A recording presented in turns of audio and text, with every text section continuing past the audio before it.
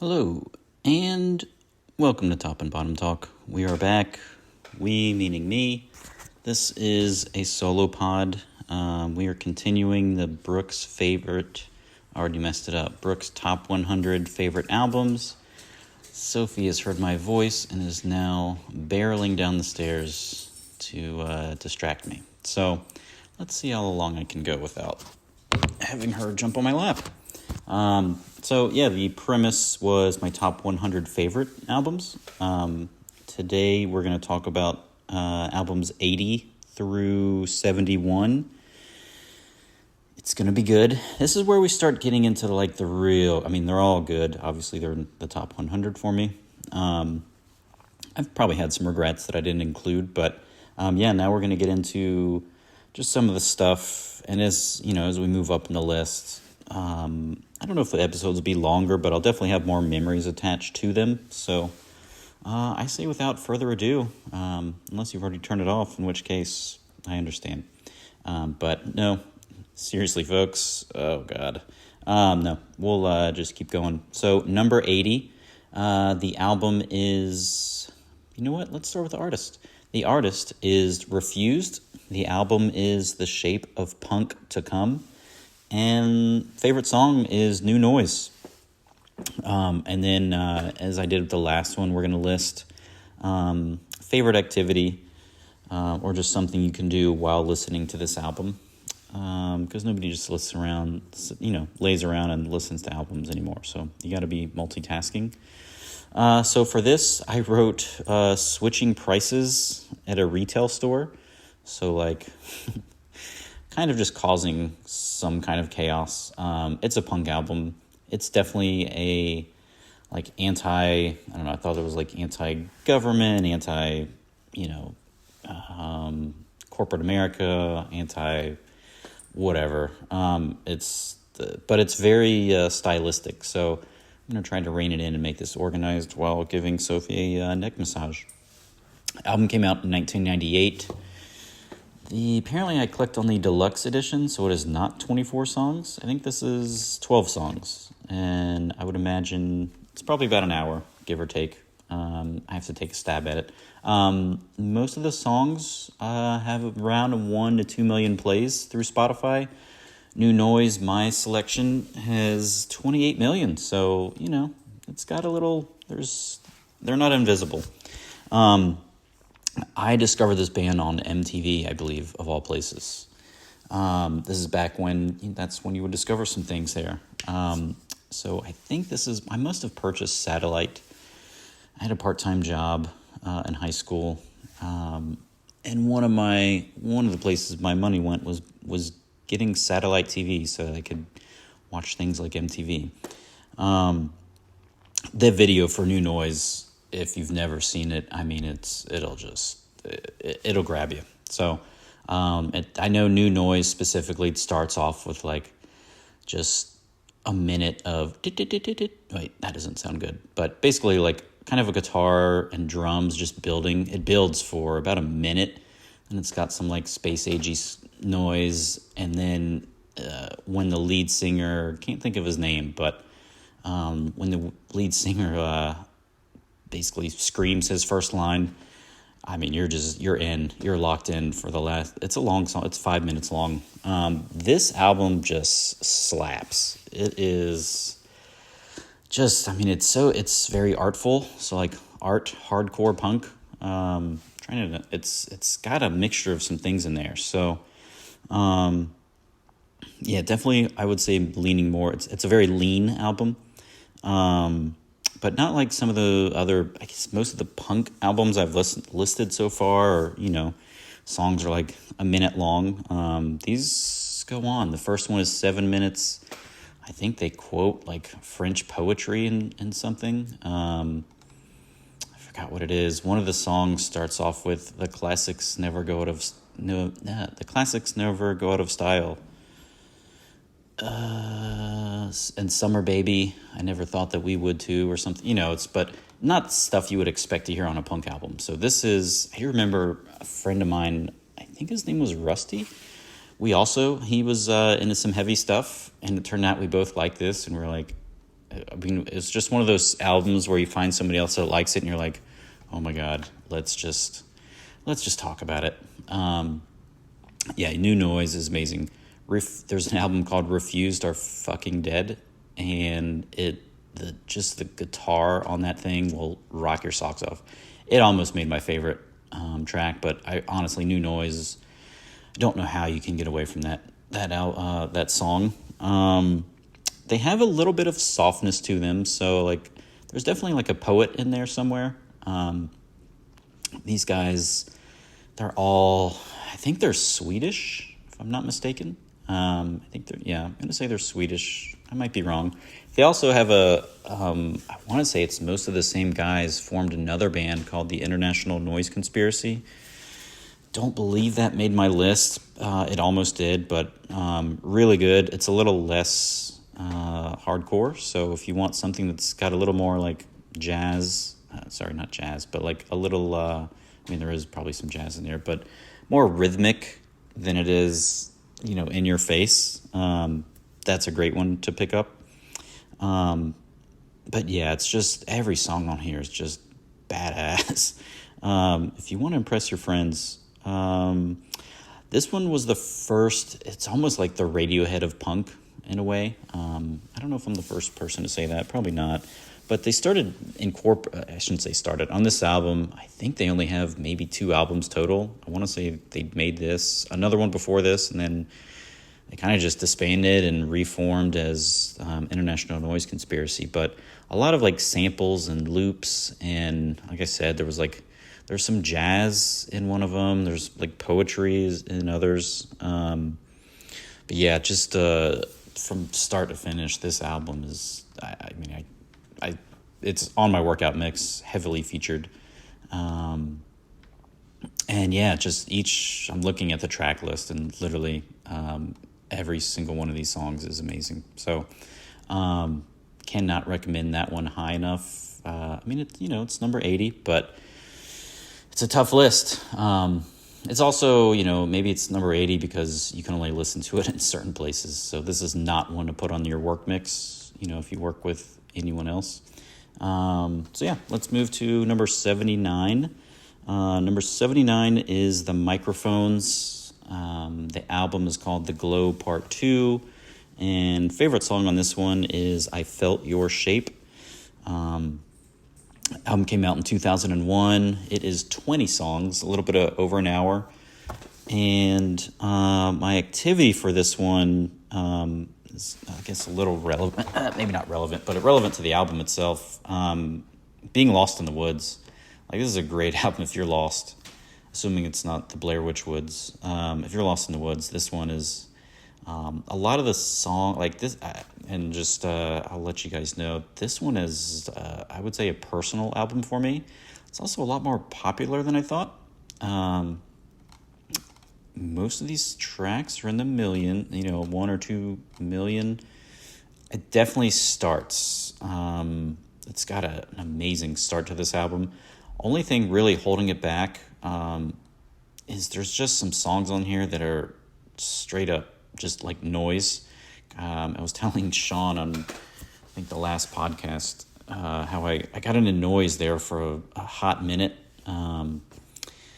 This album has it.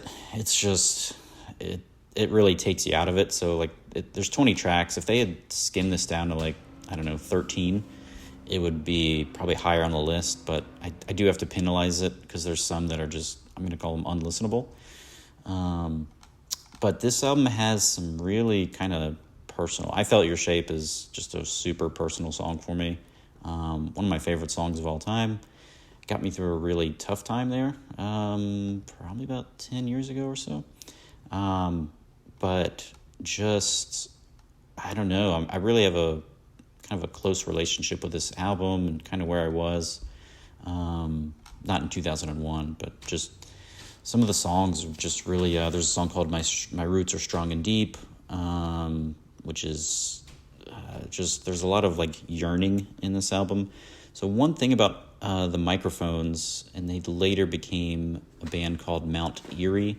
It's mainly this one guy, Phil Elverum, or something like that. But really into, I'm just going to say earth. So I think he has an album that focuses on wind. He focuses on fire. A lot of the songs kind of invoke wind, fire, water, earth. He's got one where it really focuses on the universe. Might sound a little bland, but I assure you it's not. It's just really kind of a rootsy. Their sound, it's kind of tough to describe. Partially singer-songwriter, but there's definitely kind of some heavy guitars in there at times. There's like an organ. Very personal album. So I think I said it's personal to me, but it feels very like discovering this album. It just feels like something you would discover in the woods. Maybe it's like, oh, I didn't know anyone, this existed. So I don't really know anyone else that knows about this band that I can think of. They do have the first song has 17 million plays, so not too shabby. Yeah, just so many, like the Glow Part 2. He also has things that kind of continue from album to album. So I think he has so the Glow Part 2, I want to say there's a Glow Part 1 and a different album. He's got the Moon, and then is it on this album? No, it's on another album where it's the Moon, but acoustic version. He's got the Gleam Part 2. So definitely some continuation from album to album, and guy just puts out, for the most part, amazing music. Unfortunately, it does have just some like scuzzy, noisy things that go along with it. How I discovered them, I have to say, it probably was Pitchfork Magazine reading a review when this came out. And I know the first song I ever listened to them was the Glow Part 2, which, weird memory. I know it starts off with, I took my shirt off. Oh, is that this feels like a weird place for me to pause. I took my shirt off in the yard. Nobody knew that my shoulders were golden. Yeah, anyway. I should listen to some of these songs before I just jump into it. So I think I got that right, though. But I do remember, me thinking of, I think I played this album when I mowed the lawn once at my old house. And I think I took my shirt off. Because I'm generally a pale guy, but maybe I was just trying to get the sun going. This story makes, I don't even know why I shared that, but this is what you get. So the album has huge highs. It has unfortunately, some lows. It's a very nature album. What have I not said? Very organic sounding. So I don't know. It just sounds. You can hear every pluck of the guitar. Definitely sounds like something he made himself. It doesn't sound like a fancy studio, produced this thing. It just feels like something he made just in his room, kind of by himself. But it's just an amazing album. Highly recommend it. But you do kind of have to cherry pick some songs. If you're interested, I'd be happy to put together a listenable mix. And it's tough to beat some of the highs on this album. So, moving forward, number 78, we have artist is... Did I mention? I did mention. Okay. Artist is Local H. Album is Ham-Fisted. And favorite song on this one, this was a little tough. I was trying to find things. Favorite song was Chicago Fanfare 93. This album came out in 1995. And 12 songs, about 48 minutes. And the activity I put on this one was breaking up with girlfriend at the sports bar and making an absolute scene. And if you listen to it, you'll understand why. So this band, I had to actually go back. So the first album I really got into from them, I discovered these guys on the radio. Their song Bound for the Floor from their second album, As Good as Dead is what it's called. I was obsessed. I don't remember. It had to be, I'm going to say maybe freshman or sophomore year when I heard that single, and it sounded like just, I don't know, vanilla ice cream with hot fudge sundae to my ears. I heard it it was like kind of like, if you want a comp for them, it would be, Nirvana. These guys definitely, you could tell, kind of worship Nirvana. There's just two guys in the band. I think one of them switched out. They might even still be around. I did see this band live, so hooray for me. But this was one of my first big crushes. I'm going to say crush, but bands that I was just obsessed with. And I definitely probably had a little bit of anger in me in my high school days, but this band just, oh my gosh, it just, like, if you're a teenage filled with angst, this thing, I'll just read some of the tracks. So, Cynic, User, Manipulator, Bag of Hammers, Skid Marks, which that's maybe a personal one that we shouldn't talk about too much. Girlfriend with 3 R's. I think that one he talks about being in love with a riot girl. This album, not very popular, so everything is, wow. Actually, everything's in like the 50,000, 70,000, and then the first looks like 4 songs. The most popular is Cynic at 320,000, so not a ton of airplay for these guys. I can tell you it still speaks to me today, so, I'm happily married, and like, I don't really have much anger inside me. But it still scratches that itch. It's just like I would call it a guilty pleasure these days. It's not music that you really have to think about too much. It's pretty obvious what they're going for. There's not a lot of mystery. It's not read between the lines. You're not doing that too much with this. But I wrote down it channels my inner teen. So it's fun. It's simple. It's really easy to sing along to or scream along to. Great for workouts. Great for, I don't know. Apparently I work out angry, but it works for me. It's really catchy. So that's the other part of this is, it's kind of a punk album, but it's very simple. It's very, it's just very easy to kind of get into. And then, this was, for me, it was just like one of my favorite high school bands. If you knew me in high school, you knew that I was into Local H for the most part. I discovered this one on the radio, so it immediately stuck out to me, and then I must have kind of gone in their history and figured out, oh my gosh, they have another album, and I really struggled about which album to put on here, and then I realized I probably listen to more of these songs than I do the other, but there's highs and lows. The second album has, I would say, maybe more kind of goofy songs, like Eddie Vedder isn't really a song. It's on As Good As Dead. Obviously, that's the name of the Pearl Jam singer, but it was a minor hit single. It's just kind of a goofy song that I wouldn't really want to listen to. Moving on, number 77, and I'm going to try to keep this as brief as I can. Radiohead. In case you're not aware, this is my favorite band of all time. So this is the first Radiohead appearance. There's going to be, I think, at least a couple more. I tried not to get too carried away with just making an album of all Radiohead, or a list of all Radiohead albums, but this is Radiohead. Album is Amnesiac.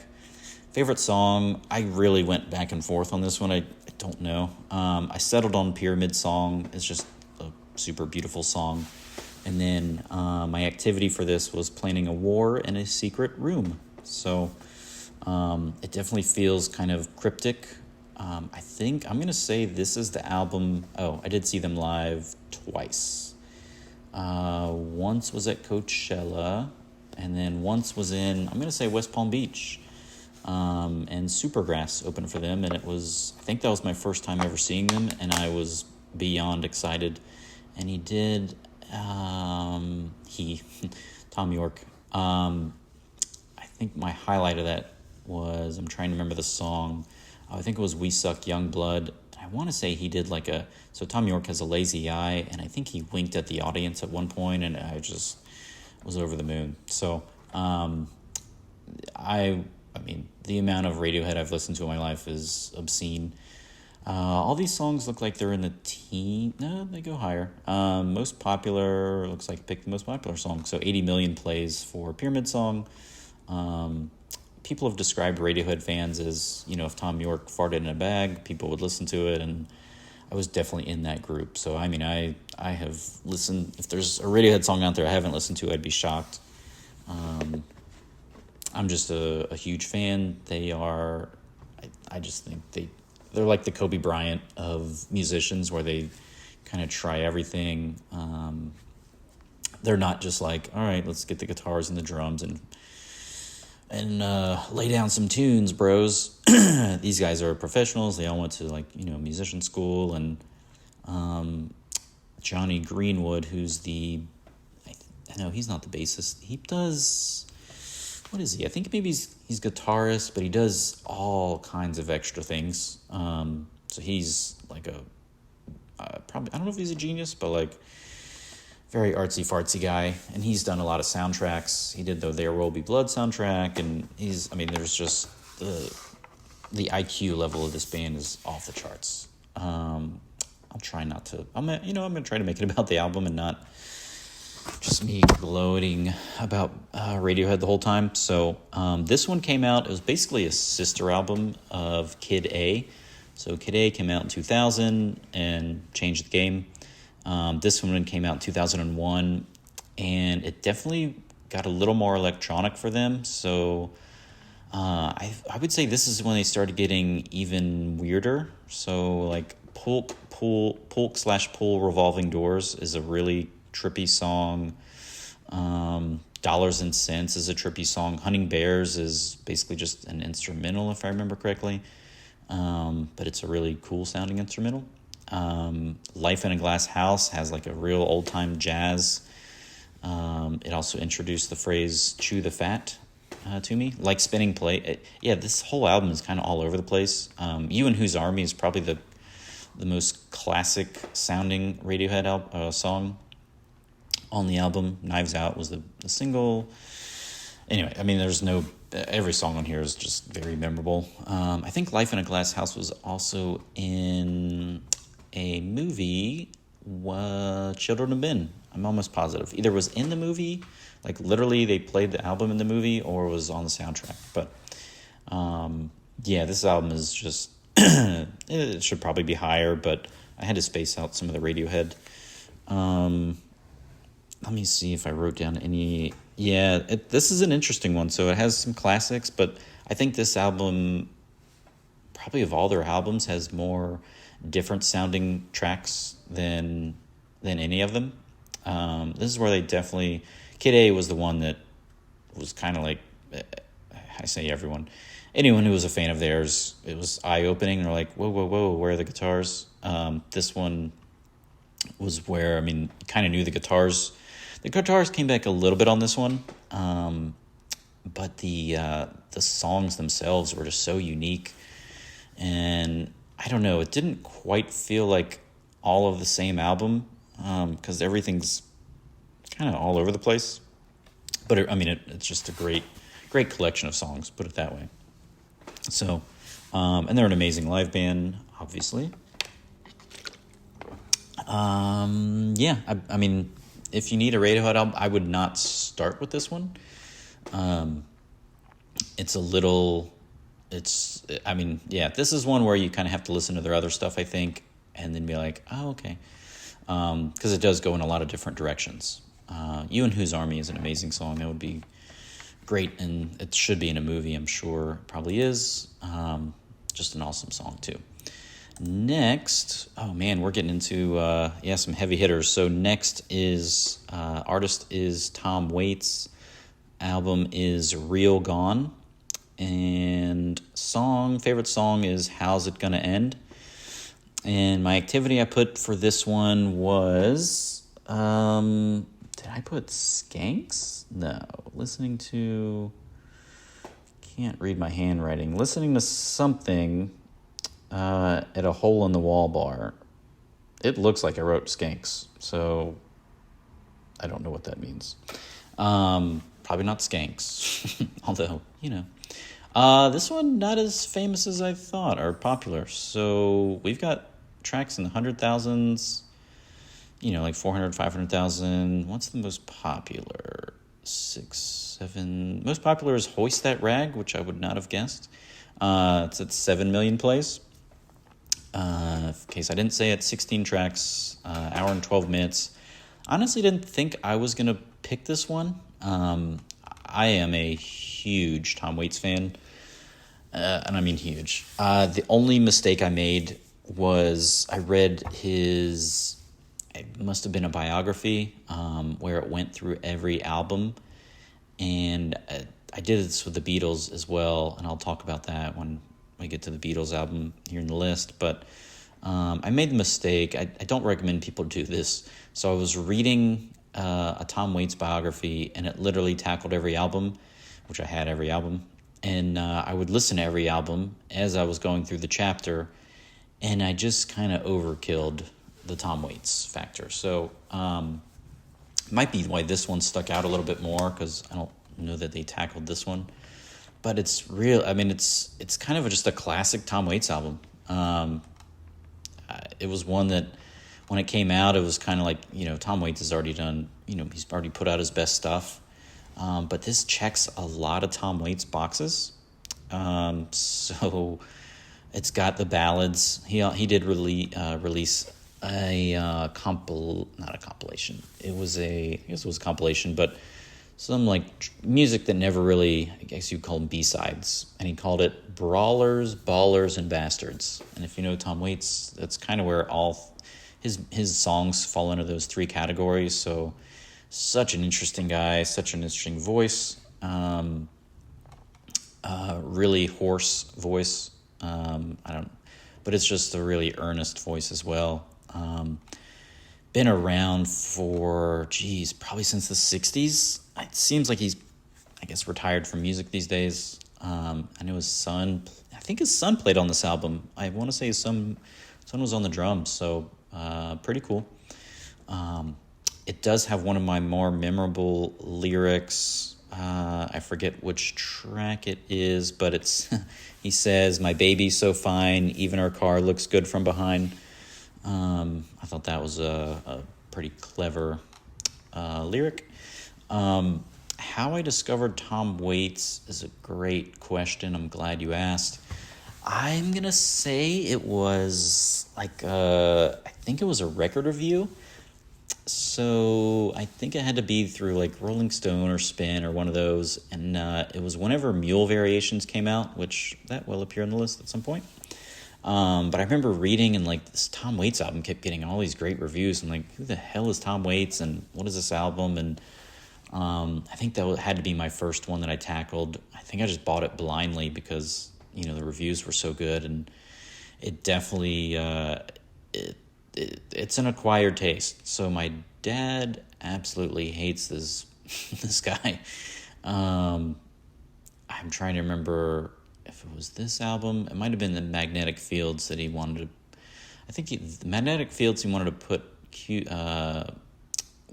toothpicks in his eyes, and I think Tom Waits he wanted toothpicks in his ears. So he's not a fan, which is fine. But this album has How's It Gonna End is it definitely seems like this album talks a lot about death. What do we have? We have, I want to say Make It Rain was the first single. I think he performed it on, I'm going to say David Letterman or something, and I was such a Tom Waits maniac when this came out. I think I actually stayed up, till midnight or 12:30 to watch that. Did I mention I didn't have a lot going on? Don't Go Into That Barn is classic Tom Waits. But this is just a very, I said organic about the microphones, but this is the same thing. You could really feel this album. So it just feels, it feels like you're there. I guess whoever recorded this did an amazing, really, really good job. It's just a really kind of not in your face, but just feels like you're in the room. Dead and Lovely is really pretty. Trampled Rose, maybe not as pretty. Green Grass is a really pretty song. Baby Gonna Leave Me, Clang Boom Steam, kind of, you can get how that one's going. I'll just keep saying Hoist That Rag is, this would be a good marching album as well. I gotta say that. Definitely a great marcher. I cannot recommend this album high enough. You do have to, get ready for his voice. So just be ready. If you can get past, being offended by his voice, which is a very unique instrument. I think he supposedly did it on purpose. It's all like whiskey and cigarettes, and he used to be a crooner. I'm going to say in I don't know if it's 60s, that's probably too far back, 70s and 80s. He was a crooner, and then his voice kind of just really changed, and his music itself really changed when he married his wife. I'm going to say her name's Kathleen. Might be right, might be wrong. And I think she worked at either a record company or like a movie studio. They really hit it off. They've been together ever since, but she had a huge influence on him and his music. He was making, crooner songs for the most part. And as soon as she entered his life, really turned his sound around. There's no one to really compare Tom Waits to, so I won't go through that trouble. He's just his own genre. But if you like really interesting, it's guitars, it's drums, but it's just a really, just a fun album. It is a little dark, I think, when I was looking at the songs, a little bit of darkness here. But I absolutely love Tom Waits. I never got to see him live, which is one of my regrets. Next album, this one, holy smokes. So artist is Wilco. Album is Yankee Hotel Foxtrot. Favorite song has changed over the years. I settled on Reservations. And then my favorite activity for this one would be just a walk in Chicago. So the band's from Chicago. I saw them live, I'm going to say twice.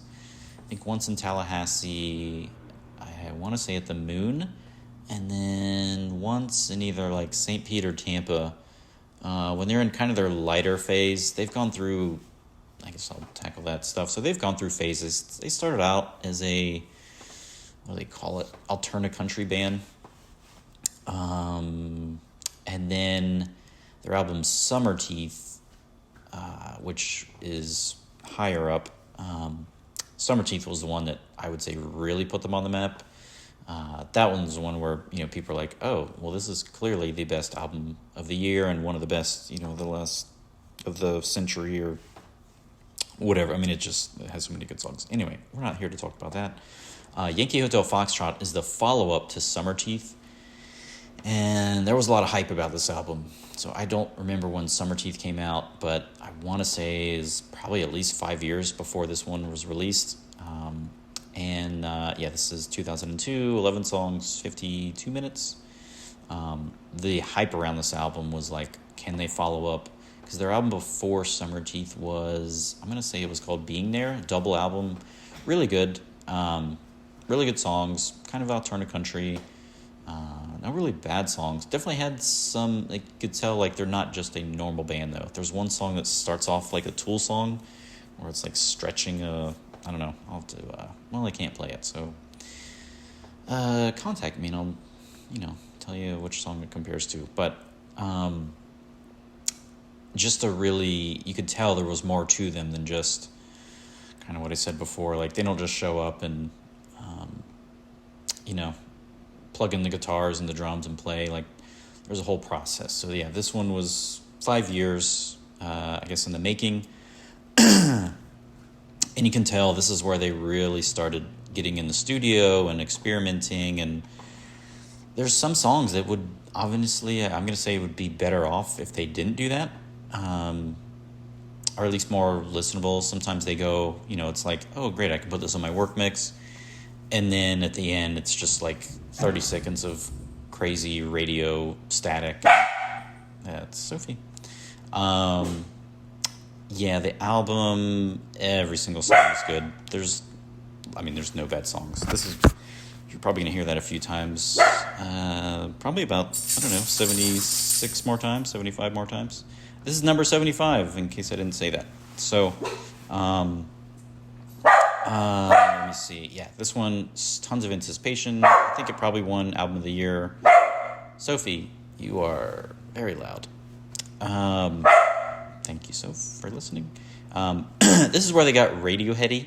So, I kind of mentioned it, but they started doing a lot more in the studio. And sweet fancy Moses, they had most of the songs are in the single-digit millions for plays. Their song Jesus Etc. has 118 million. So this is, I would say, one of the bigger indie bands out there. They definitely leaned into the experimental stage even more after this. But this is the one that really kind of set the tone.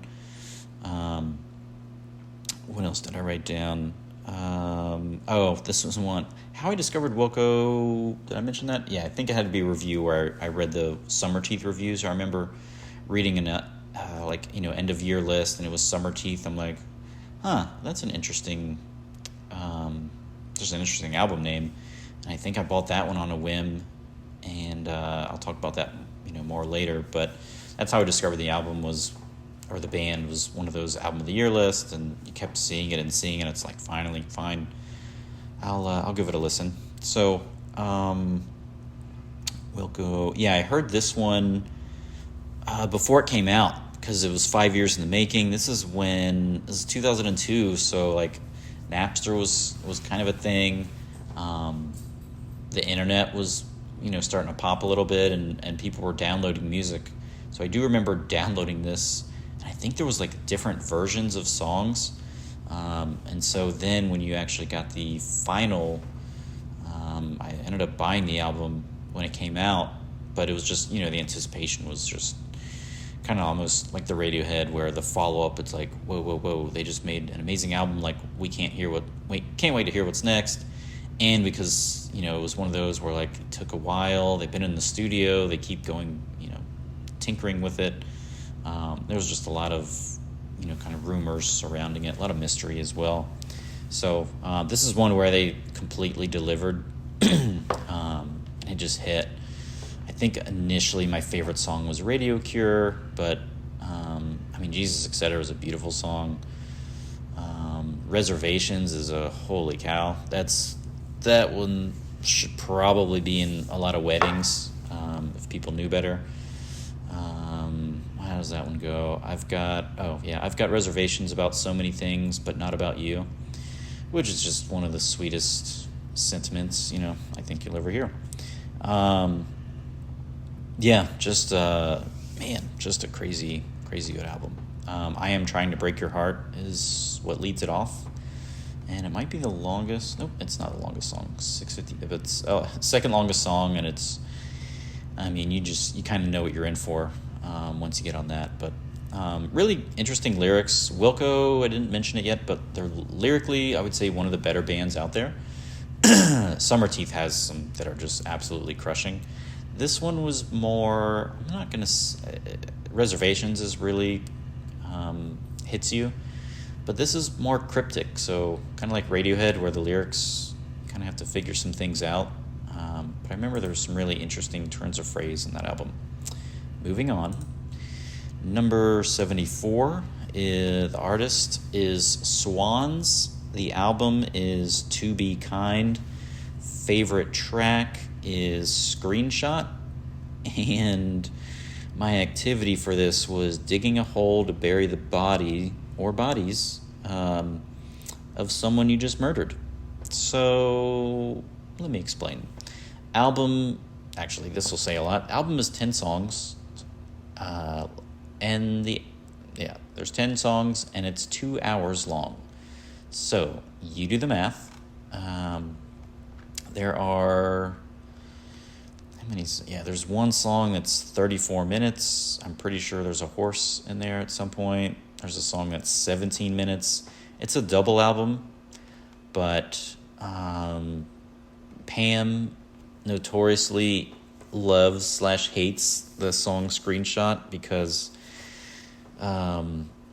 it's like a list song. I'm trying to think how it goes. I think he says no, and then he says no love, no fear, no God, no pain. Da-da. And so Pam likes to make fun of it and say, no chips, no salsa, no water, no Coke. It's actually pretty funny. But this band I did see live, so this is turning into the live. We got 2 lives in a row. I did go see this band with my dad, and I'm going to say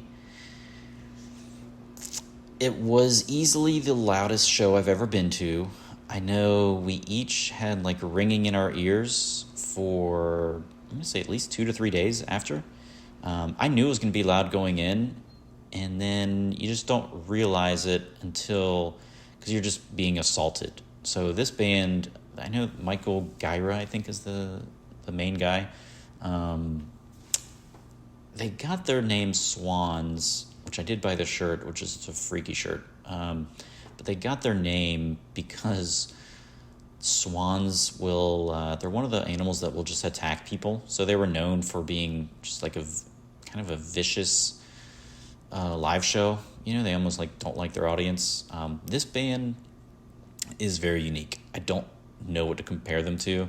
Their earlier stuff, and I mean really early, so like I think they came out in the 80s-ish, somewhere around there, 80s, 90s, probably 80s, is kind of on that noisy spectrum. I don't really find myself, I did go back at a point, and I think that's maybe how I got into some of the noise music. I have talked about noise music, something that I do not listen to way too much. Mental note. But they started getting, so it's very experimental. But there's some chugging go-ahead songs. This is, I would say, the most rhythmic band that I know. So it's all kind of like builds. And they are not in a hurry. So the live show, we unfortunately didn't stay for the entire thing. It was long. So the first 10 minutes of the live show was somebody just banging a gong, literally for 10 minutes. And then the way this album is, it kind of layers things. So he'll bang a gong for 10 minutes, and then a guitar starts creeping in, and then eventually the drums creep in, and then so it just keeps layering itself and building a rhythm over and over. And I think they're musical, I don't want to say geniuses because that gets abused, but they know what they're trying to do, put it that way. And this was one of my favorite bands there for a little while. I've just been going through some things. Not super popular. So Screenshot, the most popular song, I think it was technically a single. Almost 10 million plays. So I am pleasantly surprised, but most of them are close to 1 million plays. But so the album before this, how I discovered this band definitely had to be on Pitchfork and some best of album list. But the one before this, I think is called The Seer, and that might also be a double album. These guys just do not give a you-know-what. And I never gave that one a shot. I think I just kept hearing about it and listening, and for whatever reason, I just never gave it a try. And then you know what it was? It was the EP that came out after that. I was like, fine, it sounds digestible. I do not remember what that is called, but really, really good. This is a tough one to put on your, definitely not running music, which you would think it might be because of the rhythm. But the songs are just kind of all over the place. I don't think I'm doing a good job selling this. But it's just a really, Screenshot is definitely my favorite. This is an experience album. So this is one, this is not a, if you were like a TV show, if you were just, changing channels and you see Seinfeld's on, you're like, oh, I'll just jump in and watch Seinfeld. This is not that. This is like an epic movie where you have to say, hold on, let me, turn off the lights. Let me turn off my phone. I need to pay attention. I'm going to empty my bladder and whatever. You really have to just devote time to this. It's not a hum in the background album. and it's not a hum in the background band, but it's really rhythmic, really pounding. Definitely some long songs. I wrote down this is experimental slam poetry, which probably pretty accurate. He barks in one of the songs. If you're curious, just give it a listen. I put screenshot on my playlist for the top 100. I think there's one song that's kind of, Some Things We Do is kind of creepy. This is a creepy band as well. If you need to, Halloween's just around the corner, so this would be, oh my gosh, if you put this on in a haunted house, good Lord, and just lock the doors and it's dark, I think you'd sell some tickets.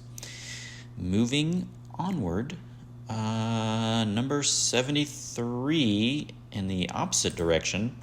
So, why I say that, the artist is Whiskey Town, album is Pneumonia. Favorite song is Sit and Listen to the Rain. And I wrote down, activity for this album is when you finish loading your truck after a long day of work and you just maybe sit on the bed of the truck or maybe just, stare at the sky. Really, really, really, really good album. I didn't realize how good it was. So the main guy in this band is Ryan Adams, who will appear later on. He is a difficult guy, but he had... so it's a country-ish band, like alternative country, I guess. Country, but like USA. Like, it's just a really... like a classic album. I struggled trying to pick a favorite song on this one, too. So this is definitely, you don't have to worry about screaming. Your parents are going to like this album. Your kids are going to like it. It's like an all-American classic. The songs are all about 3 minutes long. It's about bars. It's about, what do we have? Jacksonville Skyline, Reasons to Lie, Don't Be Sad, Under Your Breath. Paper Moon is like kind of a different song. Just really kind of a romantic album too. But this is one, their album before this, I cannot remember they had a song, I meant to look it up, that kind of drew me to them. So this is probably another, music review, probably Pitchfork Magazine. But I do remember buying this album because it's, I think I heard one song and I'm like, you know what it was? I'll try to talk. This album came out after Ryan Adams' Heartbreaker album, and I was all in on this band at that point, or just on him in general. And so this came out, is 14 songs, 57 minutes, and it's such a good album. It should be a lot more famous than it is. This is 100,000's most popular song is almost 8 million plays, which is Jacksonville Skyline. It's just a really pretty... This is the kind of thing that frustrates me where, some country dude is selling out arenas and this band is probably just playing in, bars or something somewhere. So, but if you like country music, if you like, I'm not going to say pop, but just, nice guitar, pleasant music, kind of poppy, almost like Beatles-esque music. These are not the Beatles, but it delivers. There's no bad songs. You know what? I wrote down a Good Country, but I also wrote down it feels like a greatest hits album because literally every song is just, I don't know. It could be used in a movie, in a TV show, whatever.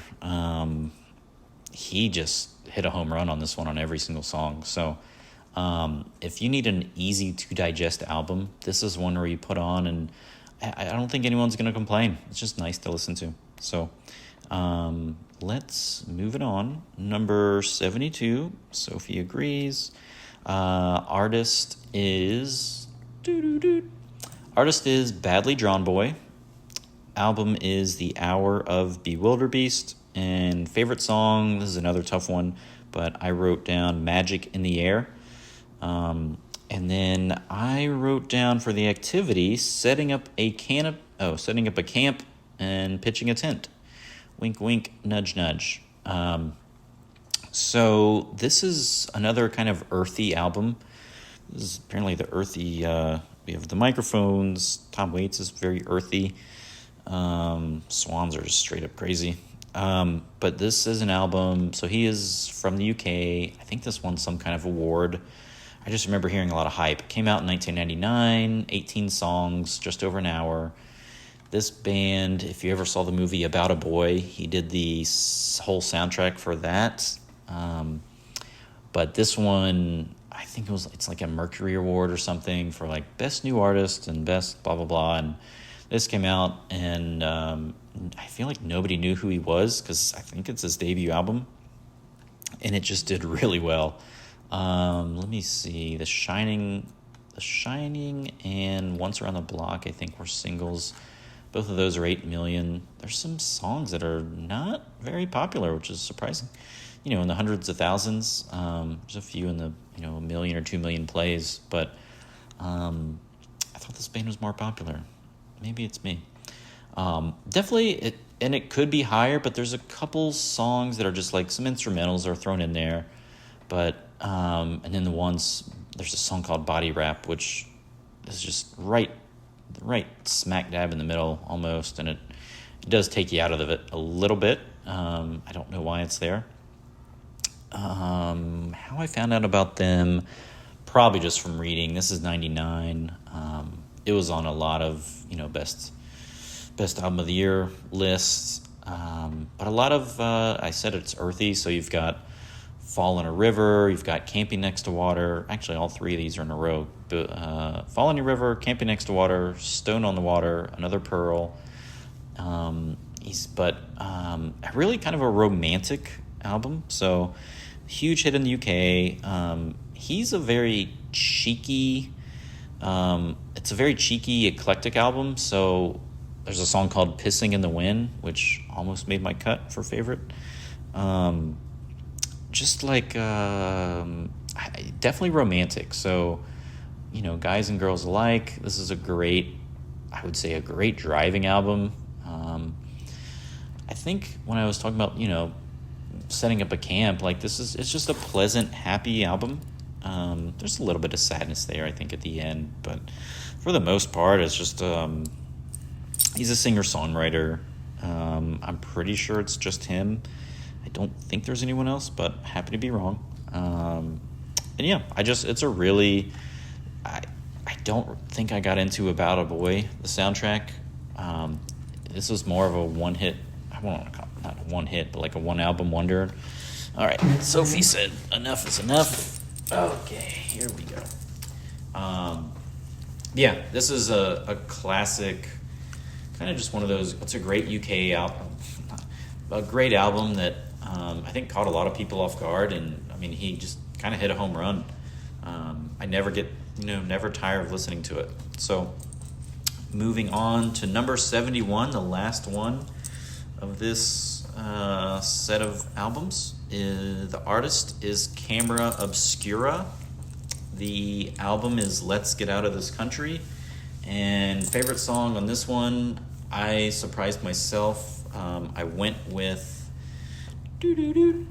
Country Mile, and this one was an easy one for activity. This would be riding a bike on the first day of fall or spring, take your pick.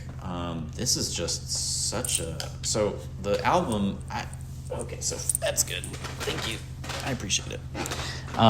This album, so female lead singer, her voice is just so precious and beautiful.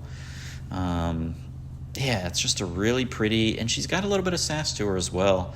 But I just cannot get enough. It's one of those, and it happens sometimes. Mazzy Star's another one. Racking the old brain. There's a few musicians where it's just, if I can hear your voice, I'm into it. So she has one. They just don't make bad songs. So 10 tracks, 39 minutes. There are no misses on this.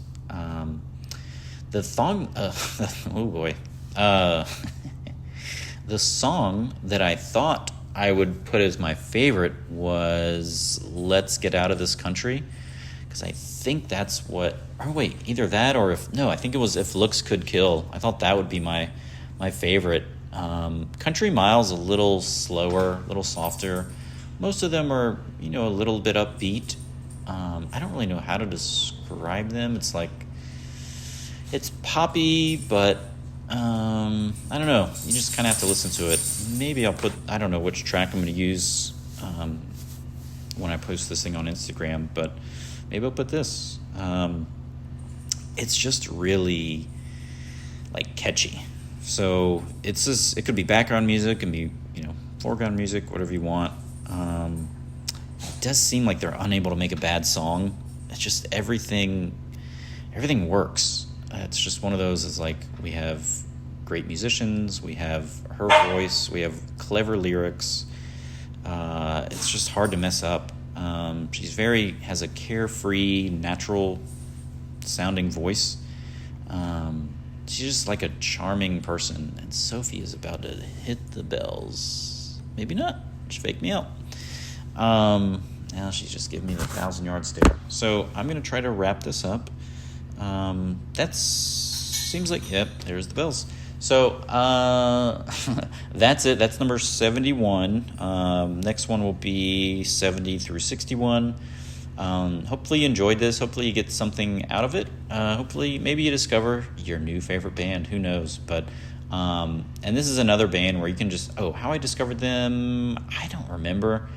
I'm going to say Pitchfork. I think it's one that I read about them, and then finally, I'll give it a listen, and then immediately, as soon as you hear this sound, God, Sophie is just staring at me like, shut up. Nobody cares. Nobody's listening, and nobody is paying attention to me. So yeah, I'm going to take this little girl out for a walk, and that's it. So thank you for listening. If you have comments, please share them. Have a good day.